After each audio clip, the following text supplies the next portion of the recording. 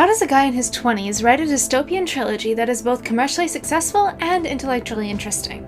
Well, Pierce Brown was inspired to start writing his Red Rising series when he was only 23 by 3 classical influences, according to an interview he did with Goodreads. Number 1, the eponymous heroine of Sophocles' play Antigone, a young woman who defied the law of the land to obey what she believed was the higher ethical law.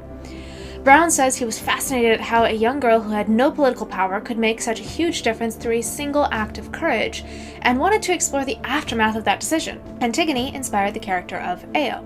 2. The difference between the Greek and Roman pantheon, especially the Greek god Ares and his Roman counterpart Mars.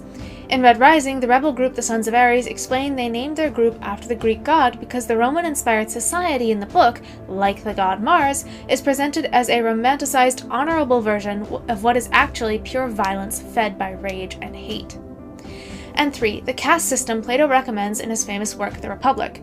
Plato describes an ideal society as one in which people are limited to a given social status and set of possible professions by the kind of soul they're born with, whether bronze, iron, silver, or gold. Brown expanded this hierarchy into a more complex one to create the color system that's core to his trilogy.